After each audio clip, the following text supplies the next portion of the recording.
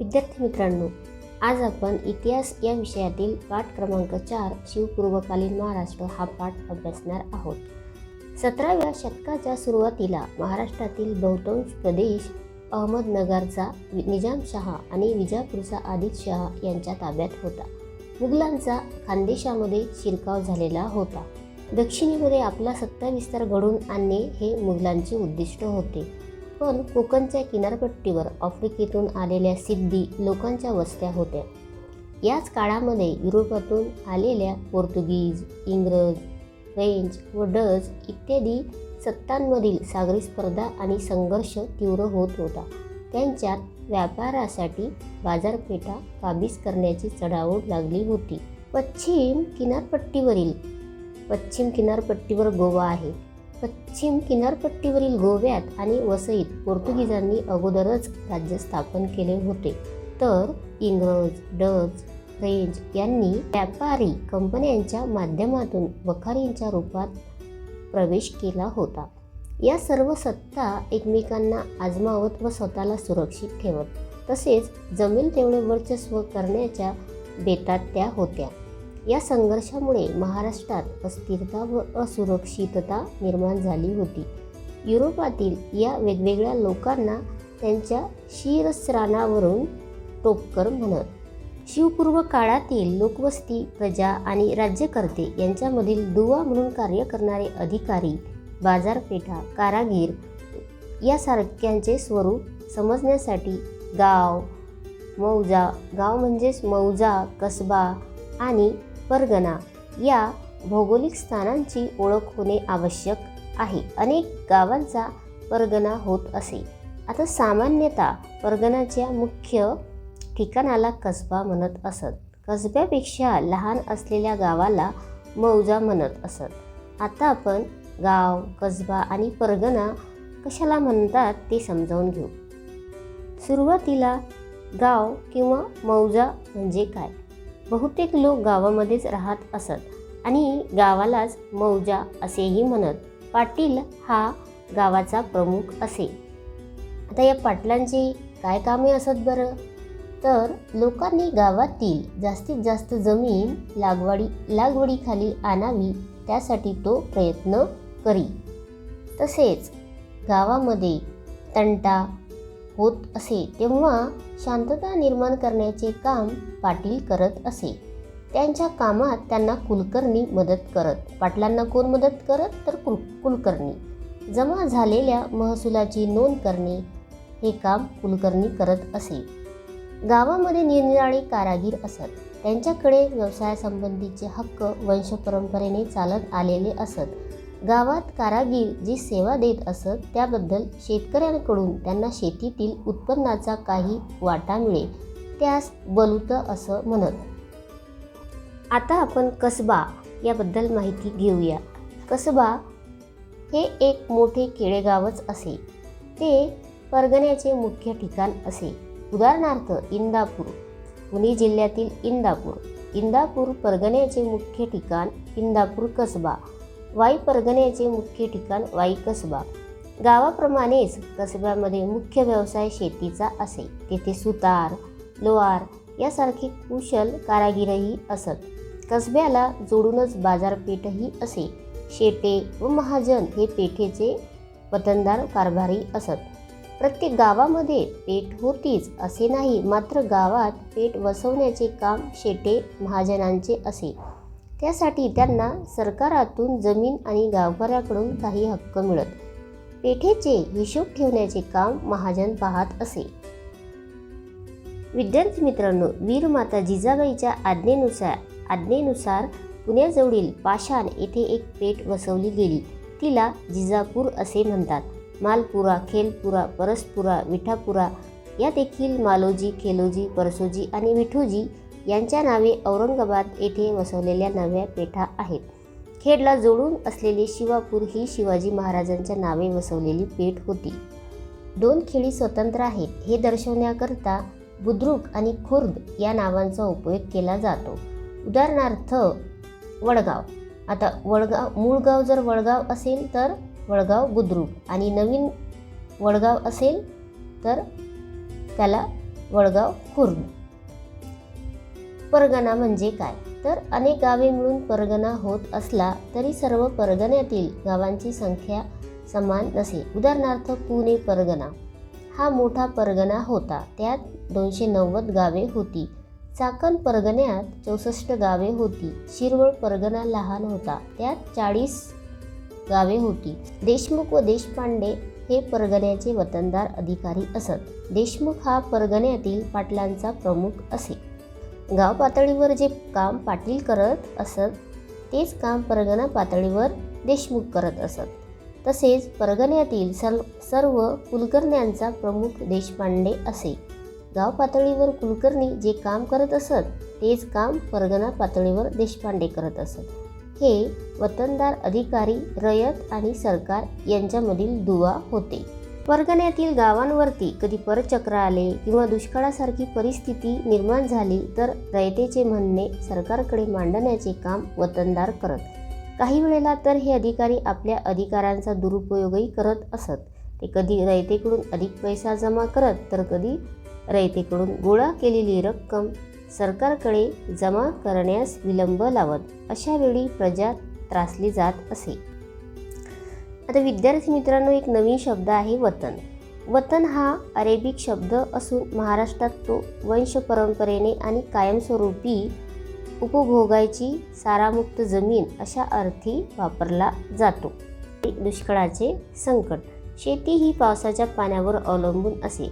पाऊस पडला नाही तर शेतात पीक येत नसे. मग अन्नधान्याचे भाव वाढत लोकांना अन्नधान्य मिळणे मुश्किल होई. जनावरांना चारा मिळत नसे.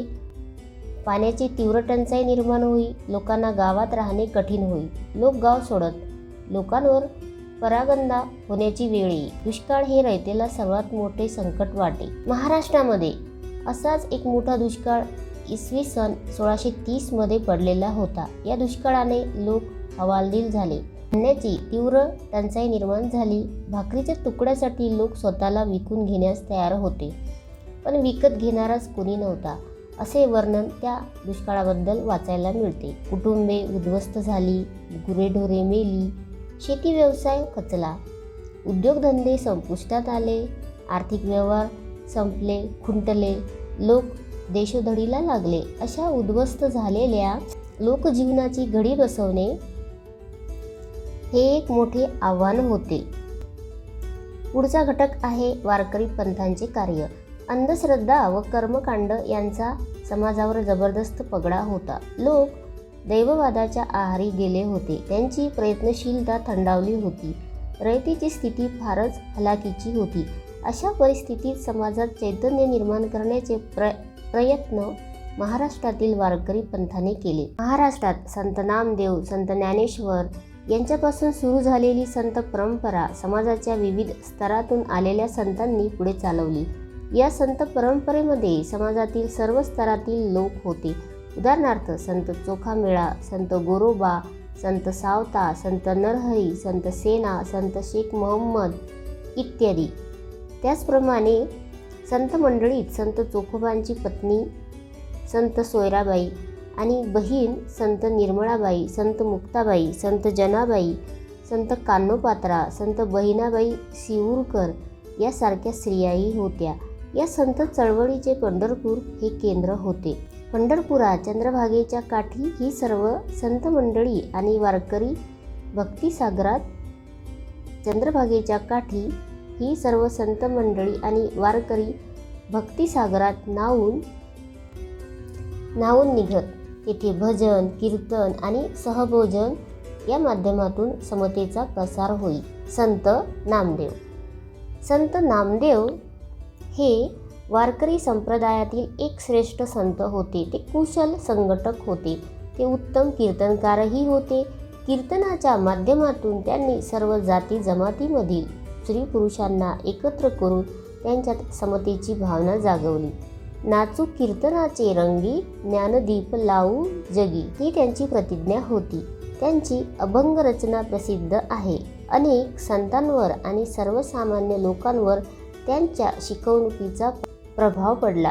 ते आपल्या विचारांचा प्रसार करत पंजाबपर्यंत गेले होते. त्यांनी लिहिलेली पदे शिखांच्या गुरु ग्रंथ साहिब या ग्रंथात समाविष्ट आहेत. त्यांनी भागवत धर्माचा संदेश गावोगावी पोहोचवण्याचे कार्य केले. त्यांनी पंढरपूर येथे विठ्ठलाच्या महाद्वारासमोर संत चोखामेळा यांची समाधी बांधली.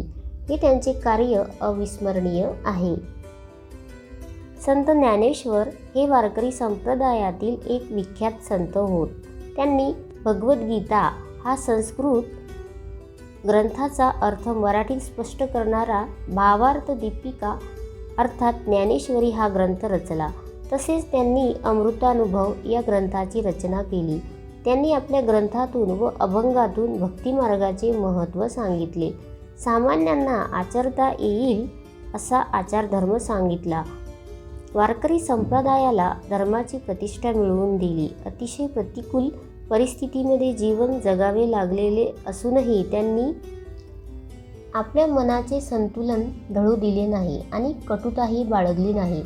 ज्ञानेश्वरीतील पसायदान उदात्त संस्कार करणारे आहे. ज्ञानेश्वरांचे बंधू संत निवृत्तीनाथ व संत सोपानदेव आणि भगिनी मुक्ताबाई यांचेही काव्यरचना प्रसिद्ध आहेत.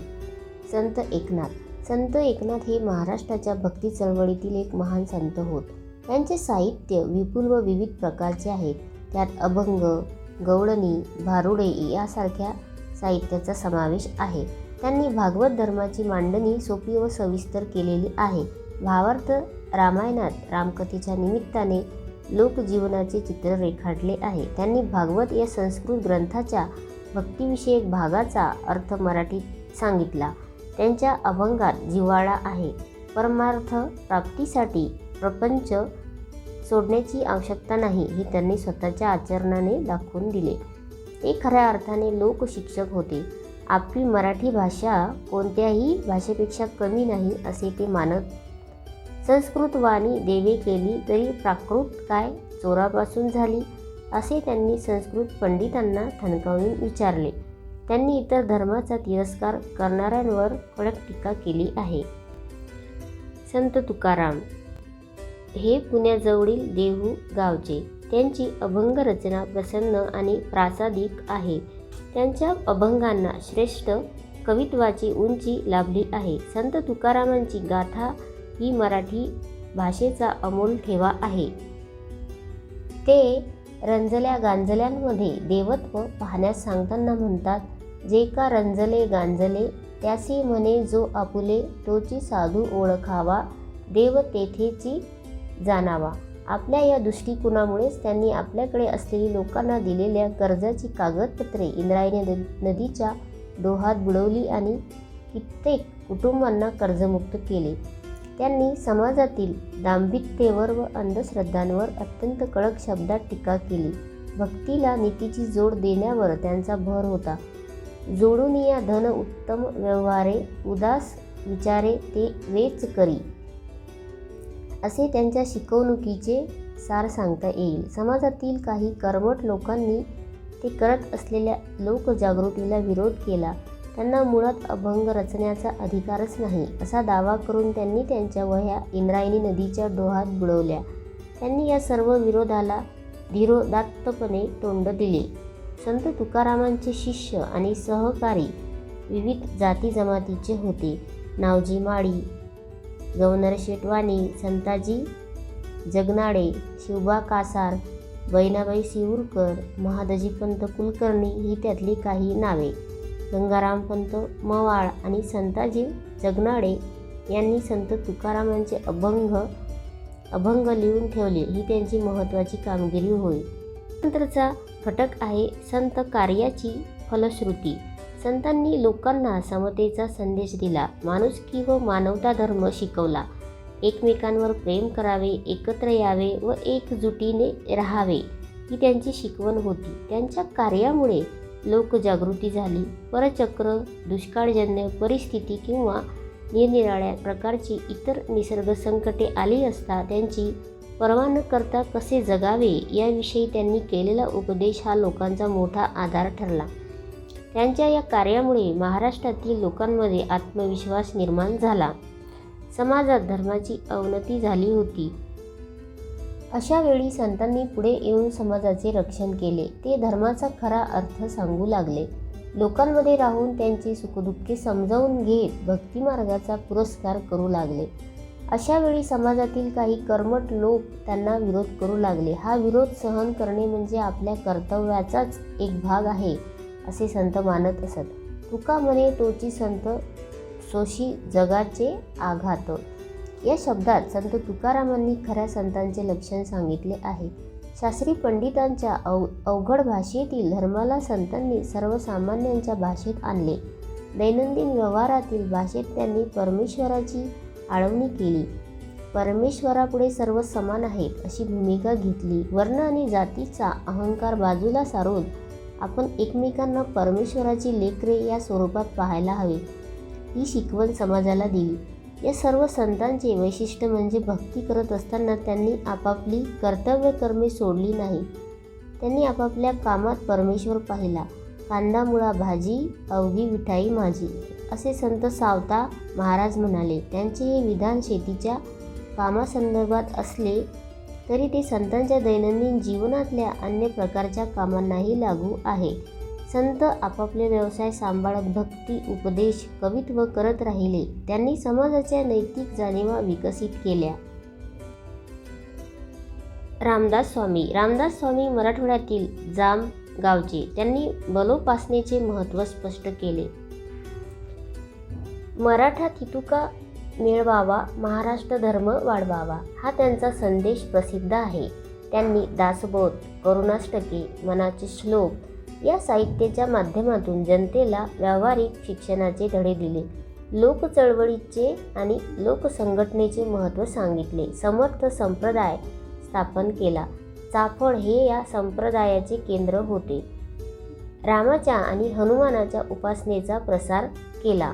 आपल्या विचारांच्या प्रसारार्थ त्यांनी भरपूर प्रवास केला. त्यानंतर पारतंत्र्यातील स्वातंत्र्याच्या प्रेरणा. शिवपूर्वकालीन महाराष्ट्रात राजकीय, सामाजिक, सांस्कृतिक इत्यादी प्रकारची स्थिती ही सामान्यतः अशी होती. या काळात महाराष्ट्र आदिलशाही वगैरे संतांच्या नियंत्रणाखाली होता. त्यामुळे तो स्वतंत्र नव्हता. असे असले तरी काही व्यक्ती आणि विचारधारा स्वातंत्र्याची स्वप्ने पाहत होत्या. अशा घटकांमध्ये स्वराज्य संकल्पक मानल्या जाणाऱ्या शहाजी राजांचे स्थान अग्रभागी होते. तर विद्यार्थी मित्रांनो, इथे हा आपला पाठ संपलेला आहे. या पाठाचा स्वाध्याय तुम्हाला लिहून आणायचा आहे.